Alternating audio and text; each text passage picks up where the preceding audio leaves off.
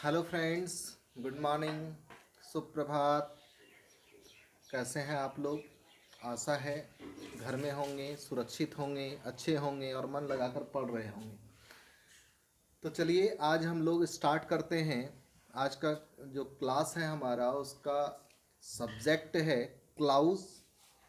और क्लाउज के अंदर जब सबऑर्डिनेट क्लाउज को हम लोग पढ़ रहे थे तो उस समय हम लोगों ने देखा था कि सबऑर्डिनेट क्लाउज को कैसे कैटेगराइज करेंगे।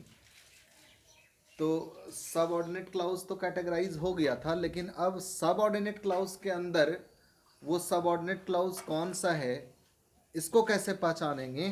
तो आज के इस वीडियो में हम लोग सबऑर्डिनेट क्लाउज को पूरी तरह से सॉल्व करेंगे और इसको खत्म करेंगे। तो सबसे पहले आज देख लीजिए,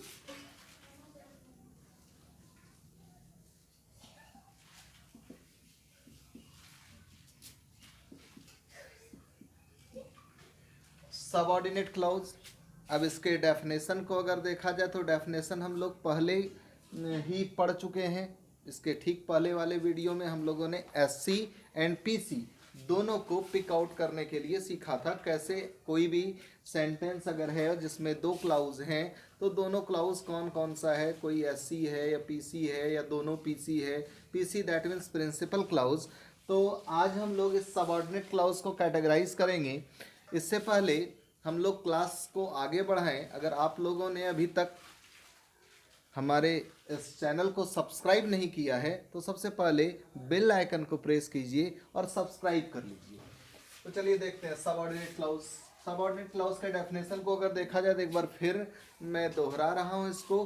और जिसके पास, जिन्होंने नहीं देखा है, जिसके पास मान लीजिए पहले समय नहीं था, तो वो सबसे पहले वाले वीडियो को देख लें, अन्यथा ये वाला वीडियो समझ में आने वाला नहीं है। क्योंकि जो सबऑर्डिनेट क्लाउज पहचानने जानेगा वही उस सबऑर्डिनेट क्लाउज को कैटेगराइज कर पाएगा। देखिए सबऑर्डिनेट क्लाउज है क्या। सबसे पहले क्लाउज को हम लोगों ने देखा था। क्लाउज का डेफिनेशन था कि a part of a sentence which has at least a subject and a verb is called a clause.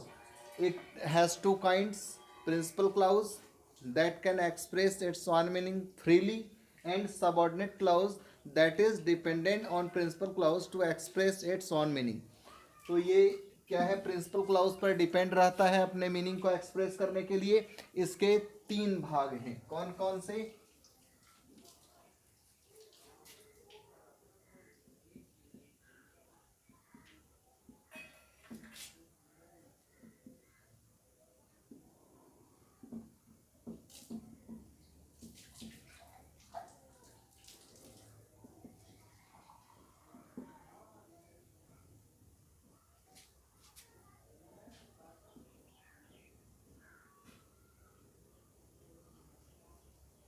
Noun clause, adjective clause and adverb clause. चलिए अब नाउन क्लाउज को पढ़ने के लिए सबसे पहले आपको इस टर्म को जानना आवश्यक है। What is noun.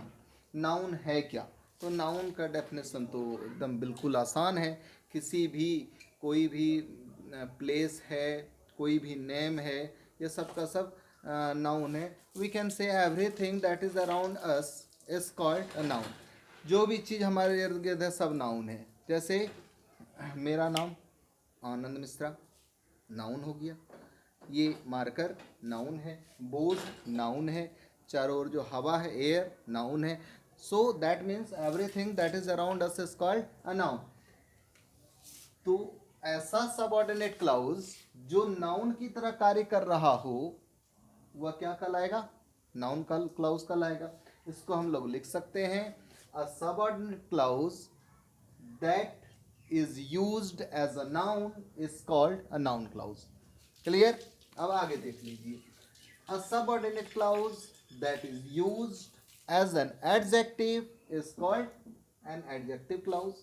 a subordinate clause that is used as an adverb is called an adverb clause। अब इसमें देख लीजिए कि ये तीनों अगर डिफाइन हम लोग कर सकते हैं तो आराम से क्लाउज को भी कर सकते हैं। तो है किस चीज का ये भाग, सबऑर्डिनेट क्लाउज का भाग है। अब सबसे पहला नाउन क्लाउज को हम लोग कैटेगराइज करते हैं। इसको आप लोग उतार लीजिए पहले एक बार।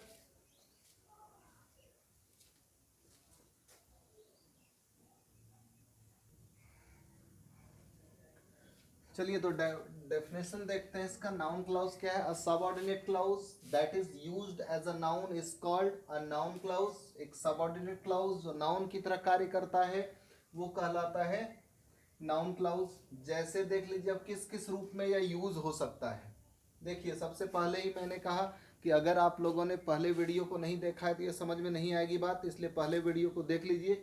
इसके ठीक पहले वाले वीडियो में मैंने लास्ट में एक एक्सरसाइज दिया था जिसको आप लोगों को बनाना था। कई बच्चों ने मैसेज भी किया जिसमें है यश है, अंशु, रोजी, प्रिया, अंकिता, सुरुचि, राजन, अमन, विभीषण, राजवीर, नीतीश, नैन्सी, आलिया, निक्की, भानुप्रिया, ममता, अमृता, रॉबिन, किबरत, अर्पिता, श्रेया और भी कुछ स्टूडेंट्स जिन्होंने बाद में किया था, तो उसका नाम मैं सभी का नहीं ले पा रहा हूँ, कोई बात नहीं है। नेक्स्ट वीडियो में जैसे ही मैं आपको होमवर्क दूं तो जो टाइम रहता है उस टाइम ड्यूरेशन में अगर आप सेंड करते हैं तो मैं चेक कर लेता हूं सभी का। तो अब देखिए, अब यहाँ पर हम लोग देखेंगे कि नाउन क्लाउज कौन सा है। देखिए सबसे पहले पहला नंबर लिखेंगे,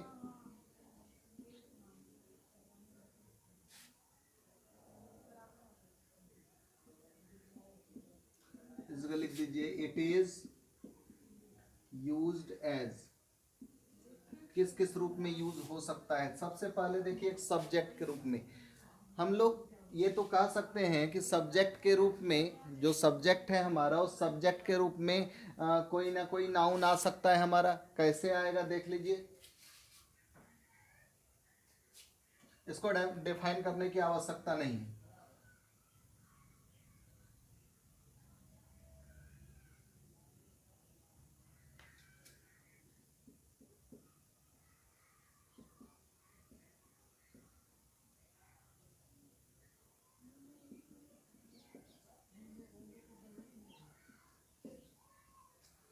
सबसे पहला काम इसमें मैं आप लोगों से करवाऊंगा कि सबसे पहले आप एससी से छांट के निकाल लीजिए, सबऑर्डिनेट क्लाउज छांट के निकाल लीजिए। तो जिन्होंने पहला वीडियो देखा है वो कहेंगे हाँ इसमें जो है व्हाट यू डू, ये यहाँ से लेकर के यहाँ तक यह सबऑर्डिनेट क्लाउज है, यानी ये हमारा एससी क्या हो गया इसमें व्हाट। चलिए व्हाट जो है कंजक्शन है यहाँ पर, उसके बाद यू सब्जेक्ट है और डू जो है हमारा verb है। और इसका डेफिनेशन भी ऐसा ही है, क्लाउज में कहा ही जाता है कि clause is a part of a sentence which has at least a subject and a verb. So there is a subject you here and do, that is verb, and what, that is a conjunction. Due to this conjunction this is subordinate clause because it is dependent on principal clause. So what is principal clause here? Is not good. PC is not. Now there is a question in your mind that where is the subject, because without a subject we can't say that it is a clause. Okay, so there is no subject here, so how we can say that it is a clause? We can't say it is a clause, but it is clause. Why? Because there is a hidden subject here. Hidden subject that means कि यहाँ पर एक subject जो छिपा हुआ है। देखिए यहाँ पर हम ऐसा तो लिख सकते हैं ना, it is not good, that is not good. क्या गुड नहीं है? वट यू डू, जो तुम करते हो वो अच्छा नहीं है। तो जो तुम करते हो ये पूरा का पूरा किस रूप में कार्य कर रहा है? यहाँ पर सब्जेक्ट के रूप में कार्य कर रहा है। और हम लोग जानते हैं कि subject plus auxiliary verb plus dot dot dot के रूप में एक सेंटेंस का स्ट्रक्चर आ सकता है। एक सेंटेंस का structure subject plus auxiliary verb के रूप में आ सकता है।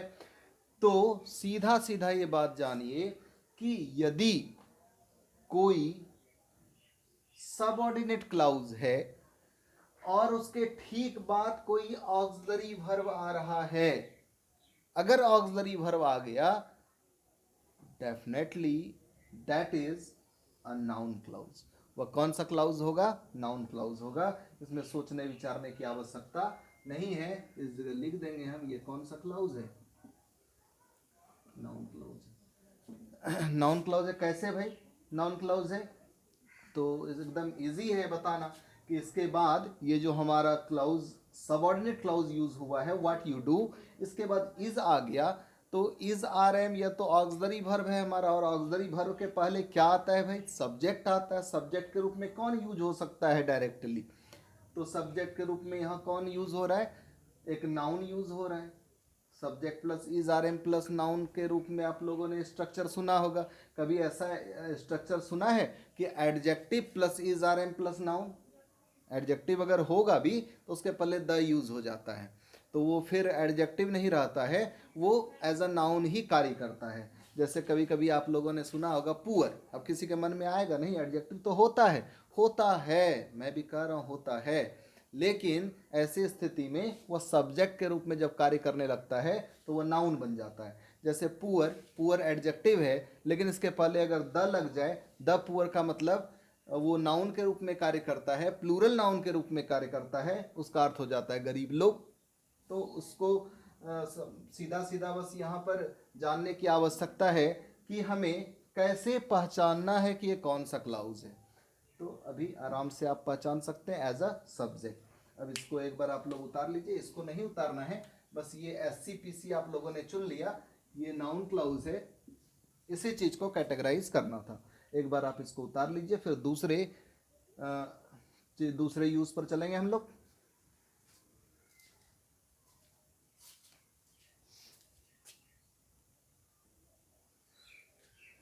चलिए अब देख लीजिए, एज एन ऑब्जेक्ट दूसरा यूज क्या है, पहला सब्जेक्ट के रूप में हुआ, दूसरा ऑब्जेक्ट के रूप में। देखिए ऑब्जेक्ट किसका हो सकता है, सबसे पहली बात यह है कि ऑब्जेक्ट होता क्या है। ऑब्जेक्ट को हिंदी में हम लोग कर्म कहते हैं, और क्रिया का प्रभाव जिस पर पड़ता है उसे ही कर्म यानी ऑब्जेक्ट कहा जाता है। भर्व जिसको इफेक्ट कर रहा हो, जब भर्व कोई है, मान लीजिए अब एक सबसे पहले भर्व ले लीजिए कि भर्व आखिर है क्या, what is verb, an action, एक एक्शन है जो हम लोगों के द्वारा किया जाता है। देखिए दो प्रकार का होता है,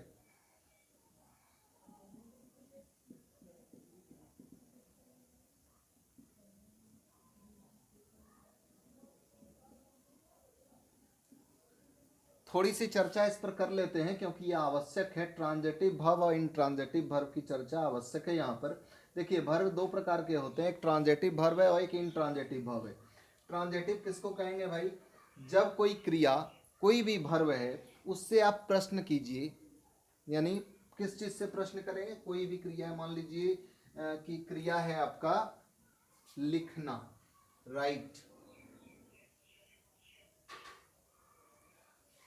ठीक है, ये हो गया, क्रिया है राइट यहां पर। अब राइट से प्रश्न कीजिए,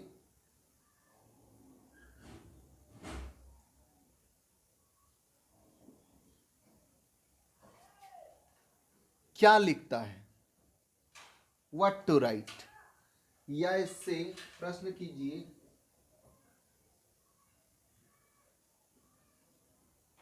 होम, किसको लिखा गया। क्या और किसको से प्रश्न करने पर अगर उत्तर मिल जाए, क्या और किसको से प्रश्न करने पर अगर उत्तर मिल जाए तो समझ जाइए कि वर्ब ट्रांजिटिव है। क्लियर, याद रखिएगा हमेशा, क्या और किसको। तो अब दो चार एग्जाम्पल मैं आप लोगों को दे रहा हूं, जैसे कि मान लीजिए गो, गो क्या है, वर्ब है, आप लोग कहेंगे गो मतलब जाना होता है, वर्ब है, क्रिया है।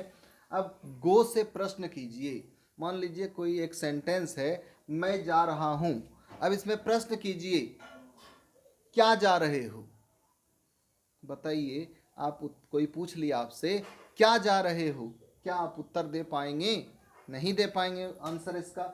दूसरा पूछ दिया किसको जा रहे हो, आंसर दे पाएंगे, नहीं आएगा आंसर। इसका मतलब जो गो वर्ब है, अगर गो पर नजर डालें तो क्या और किसको से प्रश्न करने पर इसका उत्तर नहीं मिला, इसका मतलब गो क्या है, इंट्रांजिटिव वर्ब है, यानी जिसका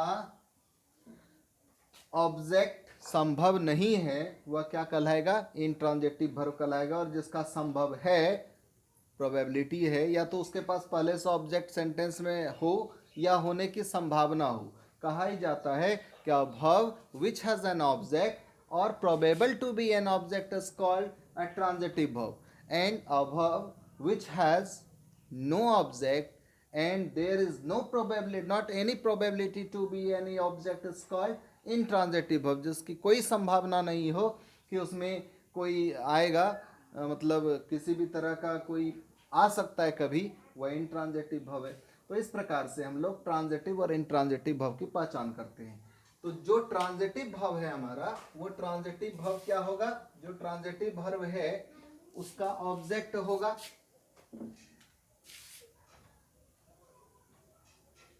he does,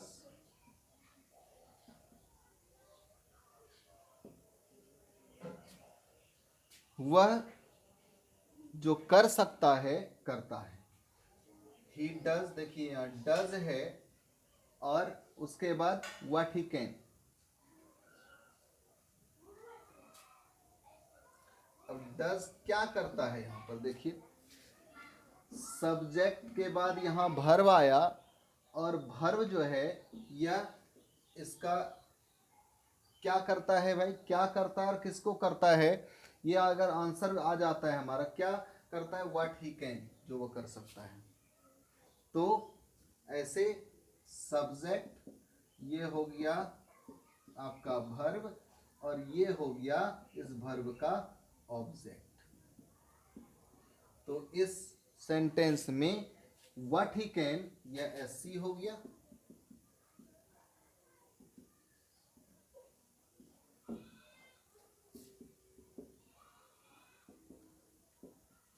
नाउन क्लॉज।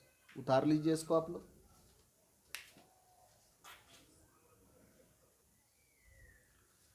चलिए अब आ जाइए अगला, और किस किस रूप में यूज हो सकता है।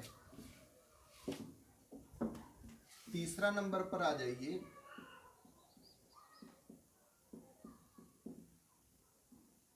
प्रीपोजिशन के ऑब्जेक्ट के रूप में। देखिए प्रीपोजिशन सबसे पहला चीज है, प्रीपोजिशन देख लीजिए। प्रीपोजिशन, प्री का मतलब होता है पूर्व, किसी पद के पूर्व में। किसके पहले आकर के पोजीशन लेगा, किसके पहले आकर स्थान ग्रहण करेगा प्रीपोजिशन, तो नाउन के पहले। जब भी प्रीपोजिशन आता है किसके पहले आता है, तो नाउन के पहले आता है। ये याद रखिएगा, प्रीपोजिशन जब भी आएगा कहीं भी देख लीजिए प्रीपोजिशन, तो उसके बाद जो भी चीज यूज हो रहा है वह नाउन है। क्लियर, ये एकदम दिमाग में रख लेना, ये बात दिमाग में रह गया, समझ जाइएगा आपकी प्रीपोजिशन के बाद यहाँ पर भी आप नाउन क्लॉज को पहचान लेंगे। तो इसका मतलब है जहां पर भी इस तरह का, देखिए कैसे इसको लिखेंगे,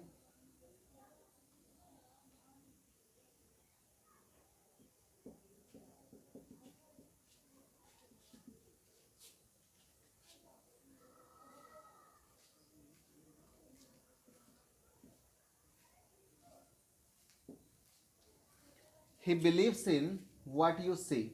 अब इसमें सबसे पहला काम आप क्या करेंगे, एससी को चुन लेंगे। एससी तो आराम से चुनेंगे आप व्हाट यू से, क्योंकि ये व्हाट कंजक्शन लगा हुआ है यहाँ पर। जैसे व्हाट कंजक्शन को आपने देख लिया तो यह हो गया हमारा एससी। सबसे पहला काम ये करना जानना चाहिए आपको, व्हाट यू से, यह हो गया हमारा एससी। और व्हाट यू से जब हम जान गए तो हम लोगों ने देखा अरे ये एससी है, कौन सा एससी है भाई, कौन सा सबऑर्डिनेट क्लाउज है।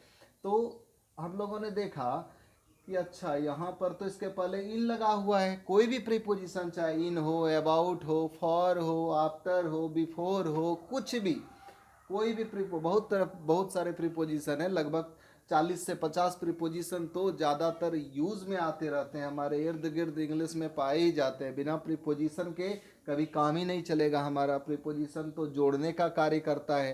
तो देख लेंगे आपकी प्रीपोजिशन है, तो प्रीपोजिशन के ठीक जो बाद आने वाला सबऑर्डिनेट क्लाउज है।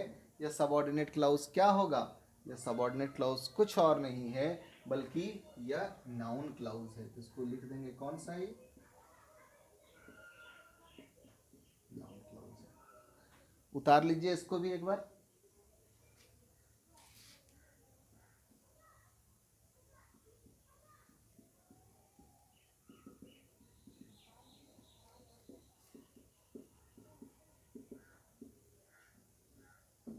इसके बाद इसको देखें, पहले एक बार उतारिए।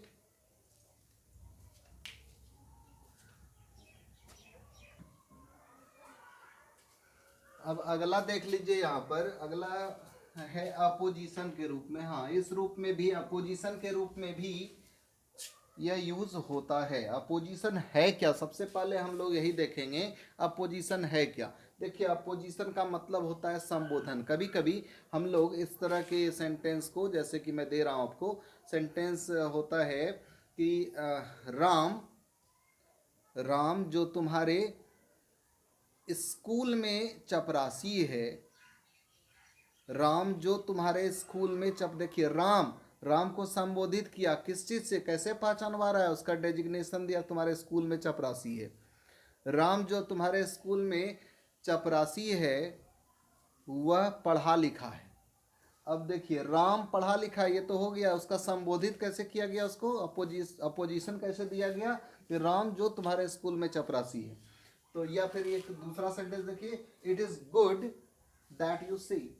इट इज गुड, ये अच्छा है जो तुमने कहा। देखिए, क्या गुड है, तो दैट यू से। प्राय ये दैट से जुड़ा हुआ रहता है, और यह नाउन का ही अपोजिशन होता है। चलिए अब देखिए और आगे, अपोजिशन हो गया। अब आगे देख लीजिए, इसको लिख लीजिए आप लोग एक बार अच्छे से।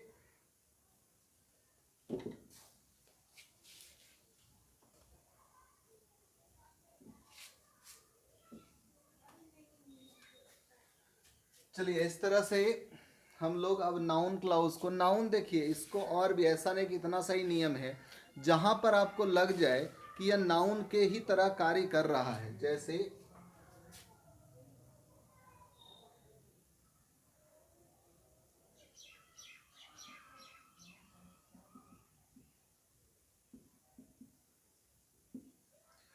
अब इसमें अगर हम पूछ दें आपसे कि बताइए इसमें सब्जेक्ट क्या है, तो आप कहेंगे हाँ सब्जेक्ट तो ये है, इट जो है सब्जेक्ट है।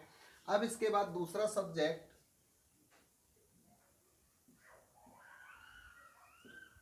दूसरा हम लोगों ने लिखा यहाँ पर what you right. What you right जब आपने लिखा, और ऊपर में क्या लिखा है, इट इज नॉट क्लियर। दूसरे में क्या लिखा हुआ है, what you right is not clear. What you right is not clear अगर ये लिखा हुआ है, तो ऐसी स्थिति में जब आप देख रहे हैं what you right is not clear, तो इसके बदले में ऊपर में क्या लिखा हुआ था, देख लीजिए। यहाँ पर सिर्फ एक वर्ड है इट, जो इसका सब्जेक्ट है, और यहाँ पर यह प्रोनाउन के रूप में यूज हुआ है। नाउन हो या प्रोनाउन के बदले ही प्रोनाउन का प्रयोग किया जाता है। तो यहाँ पर प्रोनाउन था, और यहाँ पर यह एक क्लाउज है, यानी एक से ज़्यादा वर्ड आए हुए हैं, उसमें एक सब्जेक्ट भी है, एक वर्ब भी है, तो ग्रुप ऑफ वर्ड्स हो गया। And group of words containing a subject and a verb, that means it is a clause. और क्लाउज किस रूप में है, तो प्रोनाउन के रूप में। प्रोनाउन भी रहेगा तो भी आप कहेंगे यहाँ पर कि नहीं यह क्या है, नाउन ही है, क्योंकि प्रोनाउन क्लाउज तो होता नहीं है। क्लाउज का तो तीन ही भेद था, noun clause, adjective clause and adverb clause.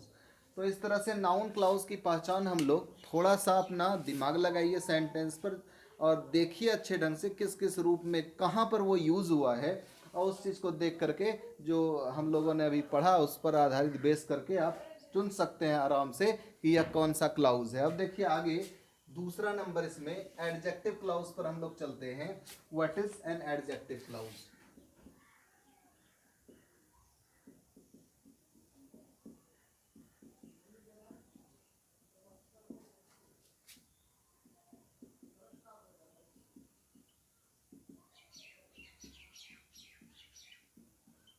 A subordinate clause that is used as a subordinate clause that is used as an adjective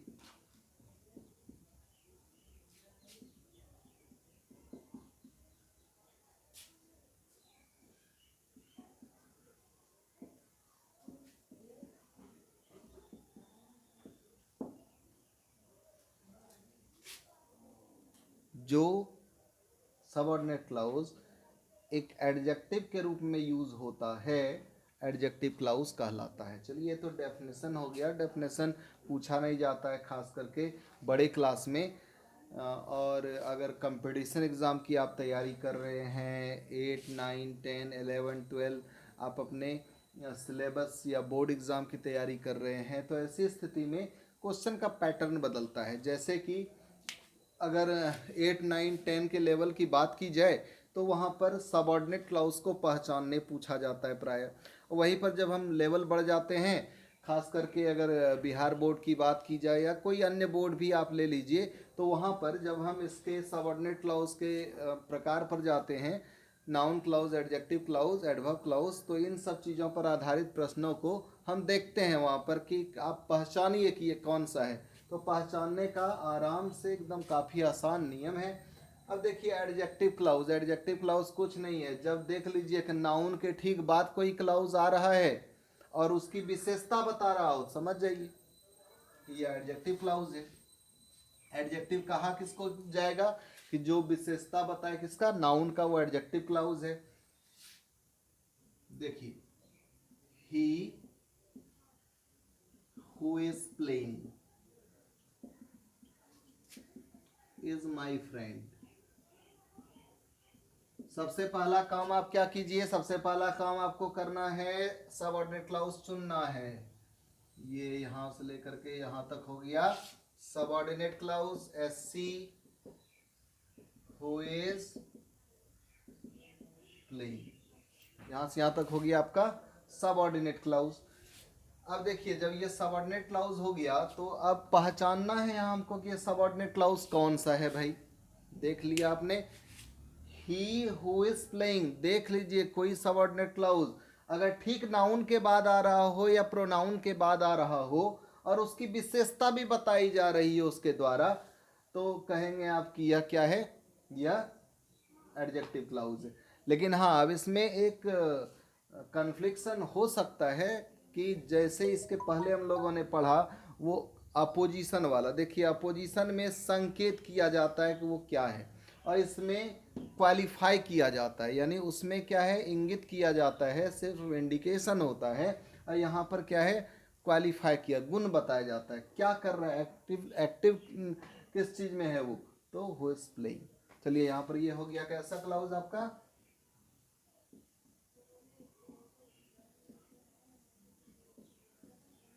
adjective clause हो गया ये आपका। अब तीसरा नंबर आ जाइए, तीसरा एडवर्ब क्लाउज।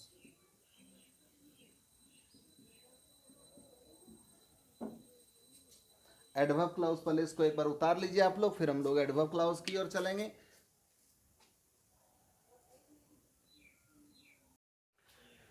चलिए अब आगे देखते हैं कि एडजेक्टिव क्लाउज को रिलेटिव क्लाउज के नाम से भी क्यों जाना जाता है। एडजेक्टिव क्लाउज की जगह आप लोग कभी कभी देखेंगे कि एडजेक्टिव क्लाउज नहीं दिया, सिर्फ और सिर्फ रिलेटिव क्लाउज दे दिया। कोई बात नहीं है, एडजेक्टिव क्लाउज ही रिलेटिव क्लाउज है। जैसे किसी किसी का नाम है, उसका नाम, किसी का नाम है क्या, बहुत बढ़िया गंगा सागर, और घर में उसका नाम क्या है, गंगबा, गंगबा करके बुलाता है, कोई बात नहीं है। उसी तरह से इसका भी दो नाम है, एडजेक्टिव क्लाउज, यह इसका स्टैंडर्ड नाम हुआ, और घरेलू नाम है रिलेटिव क्लाउज। क्यों भाई, ऐसा क्यों है, ऐसा इसलिए है क्योंकि यह रिलेटिव प्रोनाउन से शुरू होता है। जैसे देखिए हु है, हुम है, हुज है, विच है, दैट है। दैट का दो अर्थ है, यहाँ पर दैट का जो अर्थ होगा एडजेक्टिव क्लाउज में जो होगा, और वैसे कहीं कहीं पर दैट जो है कोहर्सी करकी के लिए भी यूज होता है। जैसे I told that he was honest. दूसरा एक सेंटेंस,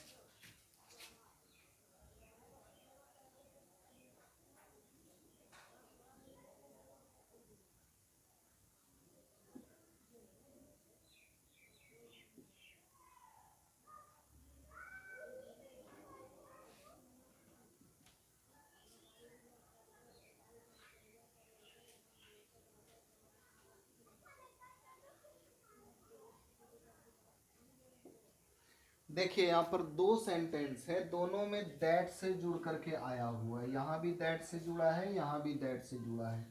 देख लीजिए दोनों। अब थोड़ा सा आप लोग दिमाग लगाइए, दोनों जब दैट से जुड़ा है तो आखिर अंतर क्या हो सकता है यहाँ पर। देखिए पहले सेंटेंस में है I told that he was honest, मैंने कहा कि वह ईमानदार था। देखिए यहाँ पर दैट का क्या अर्थ है, की है, और यहाँ यह टोल्ड यानी क्या कहा था, तो इसकी विशेषता बता रहा है। और दूसरे में क्या है, आई रीड अ बुक, मैंने एक किताब पढ़ी, दैट इज वेरी ऑनेस्ट, जो काफ़ी, दैट इज वेरी इंटरेस्टिंग, जो काफ़ी इंटरेस्टिंग है। तो अब यहाँ पर देखिए ऊपर में भी दैट है, यहाँ पर भी दैट है, लेकिन दोनों दैट में फर्क है। यहाँ पर जो दैट है यह रिलेटिव प्रोनाउन के रूप में यूज हुआ है, इस कारण से यहाँ से लेकर के यहाँ तक यह पूरा का पूरा जो है हमारा क्या है कि यह एडजेक्टिव क्लाउज है। और दूसरी बात जो पहचानने हम लोग सीखे इसके ठीक पहले देखिए क्या है, ये बुक या नाउन हो गया, नाउन की विशेषता बता रहा है इसलिए एडजेक्टिव है। और दूसरी बात इसमें देख लीजिए दैट के पहले कोई नाउन है नहीं है, यहाँ पर भर्व है, और भर्व की जो विशेषता बताता है उसको हम लोग क्या कहते हैं, वो एडवर्ब होता है। इसलिए यह ऊपर वाला जो है यह आपका हो जाएगा एडवर्ब क्लाउज। आगे इसकी चर्चा करेंगे हम लोग अभी। और ये आपका क्या है, ये आपका है एडजेक्टिव क्लाउज। इस तरह से होगी बातें। इसको एक बार उतार लीजिए, अलग अलग सेपरेट करके आप लोग लिख लीजिए इसको कि कहाँ से। अब इसमें मैं लिख नहीं रहा हूँ यहाँ पर कि ये एससी कौन सा है, वो आप अपने समझदार हैं, लिख लेंगे यहाँ से कि एससी क्या होगा, दैट ही वाज ऑनेस्ट, ये एससी है, लेकिन ये एडजेक्टिव क्लाउज नहीं है, एडवर्ब। ये मैंने समझाने के लिए बस लिखा है और कोई बात नहीं। यहाँ पर ऊपर वाले ये देख लीजिए सारे के सारे जो लिखे हुए हैं यहाँ पर, ये लिखे हुए जो भी वर्ड्स हैं ये रिलेटिव प्रोनाउन है, और इसी कारण से that's why adjective clause is also known as relative clause. Why, because it always begins with, किससे शुरू होता है हमेशा, रिलेटिव प्रोनाउन से। चलिए अब इसको खत्म करते हैं, आगे हम लोग चलते हैं एडवर्ब क्लाउज की ओर।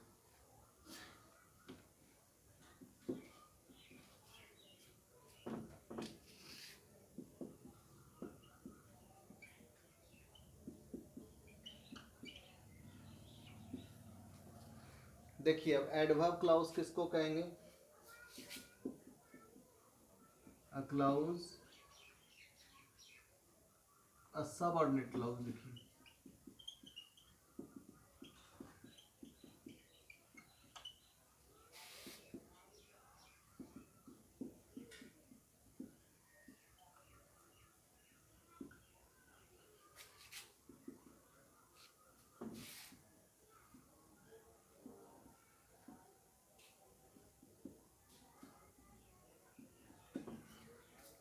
अब देखिए ये अभी किस किस रूप में,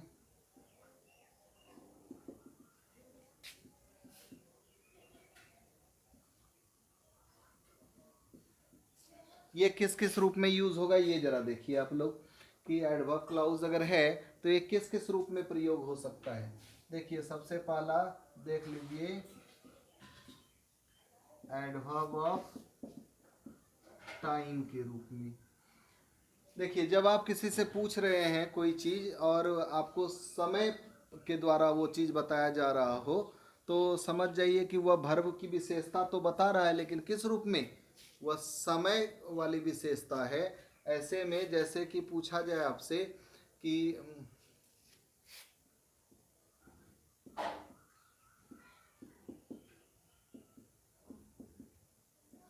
तुम कब आते हो, ये एक प्रश्न है, अभी इसमें कुछ नहीं है। जवाब में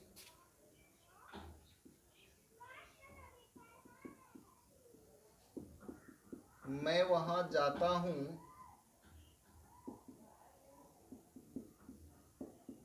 जब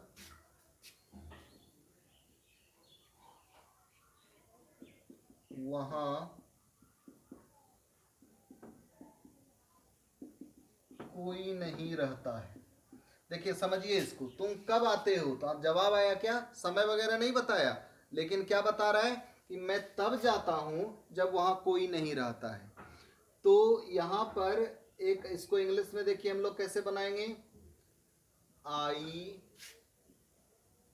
गो देयर व्हेन नो वन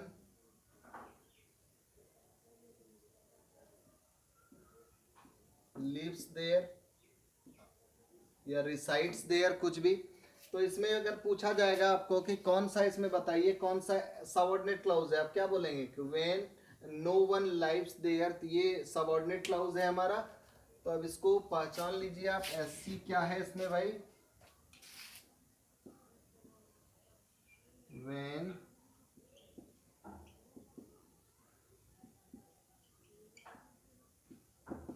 ये आपका एससी है। कौन सा एससी है, तो इसको बोलेंगे कि यह एडवर्ब क्लॉज ऑफ टाइम है। या सीधा सीधा अगर पूछा जाए कौन सा क्लाउज, अगर सिर्फ प्राय इस तरह का क्वेश्चन नहीं रहता है क्या बताइए एडवर्ब क्लाउज कौन सा है, सीधा पूछा जाता है क्या है। वैसे इस चीज़ का ज्ञान आवश्यक है, क्योंकि अगर हमारे पास दो ऑब्जेक्ट आता है कभी कभी, एडवर्ब क्लाउज ऑफ टाइम और एडवर्ब क्लाउज ऑफ प्लेस वाला, तो ऐसे में हम लोग पहले प्लेस को लिखते हैं फिर टाइम को लिखते हैं, इसलिए जानना आवश्यक है। जैसे दूसरा नंबर क्या आ सकता है, एडवर्ब ऑफ प्लेस, यानी कि इसमें किस रूप में प्रयुक्त होगा, तो इसमें प्लेस के रूप में, प्लेस के रूप में क्या क्या क्या हो सकता है, I go there where he lives. अब इसमें देखिए वेयर ही लिव्स, यहाँ से यहाँ तक आ गया, तो इसको क्या पढ़ेंगे हम लोग, वेयर ही लिव्स आ गया, समझ जाएंगे कि यह क्या है, यह सबऑर्डिनेट क्लाउज है। और सबऑर्डिनेट क्लाउज किसकी विशेषता बता रहा है, गो का। अब जा रहा है, कहाँ जा रहा है भाई, जहाँ वो रहता है। अब जहाँ रहता है ये किस क्या है, कोई जगह होगा ना, तो जगह को जो बताए वो एडवर्ब क्लाउज ऑफ प्लेस है, या क्लाउज लिख दीजिएगा।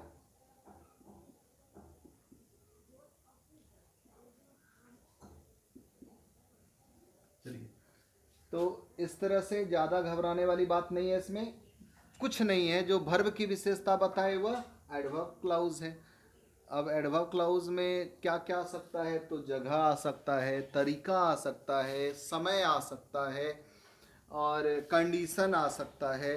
तो जो भी चीज़ अब आगे देख लेते हैं, पहले इसको एक बार उतार लीजिए आप लोग।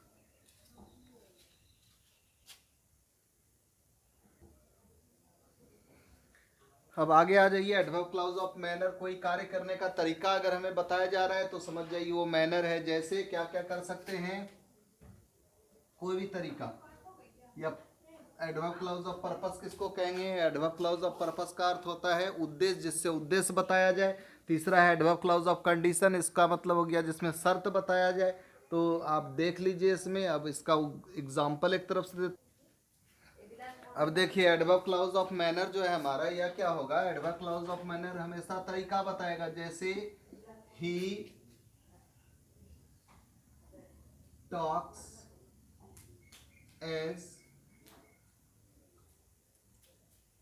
ही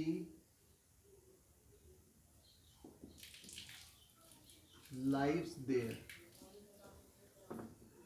तो इसमें पूछा जाएगा कि बताइए कौन सा है इसमें सबऑर्डिनेट क्लाउज, तो बोलेंगे आप एज ही लाइव्स देयर। जैसे आपने ये कहा एज ही लाइव्स देयर, तो समझ में आ जाएगी बात कि as he lives there he talks, talk करने का, क्या टॉक करता है, तो विशेषता क्या बताया, एज ही लाइव्स देयर, वो ऐसे बात करता है मानो वो रहता है वहाँ। तो ऐसे में देख लीजिएगा, एज लगा रहे, एज इफ लगा रहे, समझ जाइए कि ये क्या है, यह मैनर है। पर्पस में देख लीजिए, इसमें यहाँ से लेकर के यहाँ तक यह लिख दीजिएगा।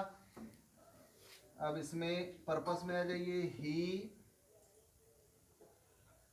Yeats so that he may live, वह खाता है ताकि वह जिंदा रह सके। उद्देश्य क्या है खाने का, खाने का उद्देश्य सो दैट इसमें जुड़ा हुआ रहेगा। तो सीधा आपको देखना है वर्ब को और पहचानना है कि ये क्या है, क्या विशेषता तो नहीं बता रहा है वर्ब का। जैसे देखा हमने वर्ब की विशेषता बताई जा रही है, समझ जाइए कि वहाँ पर वह कुछ नहीं है, एडवर्ब क्लाउज है। और ये सब पर्पस, मैनर, ये सब तो बस पहचानने का है। अब कंडीशन वाले में आ जाइए। इफ से व्हेन से शुरू हो जाए। If he goes there I shall help you.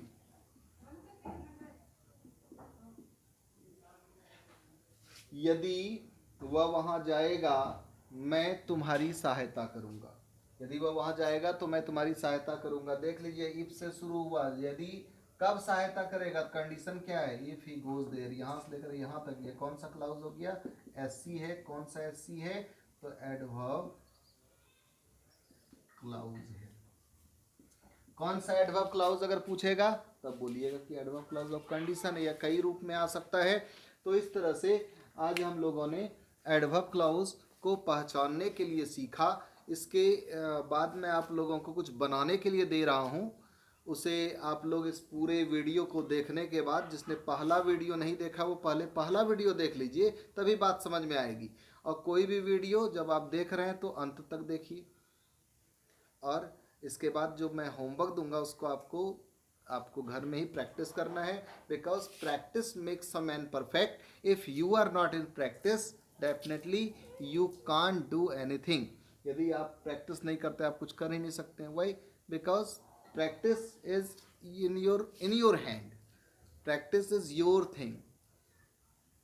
So after doing so, after reading this topic, after getting study the topic, this is your duty to practice, that is given by me. And if you have any book where there is any exercise regarding this subject, you are free to do so, and after that you may examine yourself. तो चलिए, इस तरह से आज के class को हम लोग यहीं पर ख़त्म करते हैं, और नेक्स्ट क्लास में हम लोग एक नए वीडियो के साथ, नए टॉपिक के साथ फिर से जुड़ेंगे। आशा है आप लोग घर से अच्छी तरह से घर में रहकर मन लगाकर पढ़ते होंगे, और हमारे मेहनत के साथ साथ आप लोग भी उन्नति करें, यही हमारी कामना है। इस क्लास को अब हम लोग यहीं पर विराम देते हैं। तब तक के लिए धन्यवाद।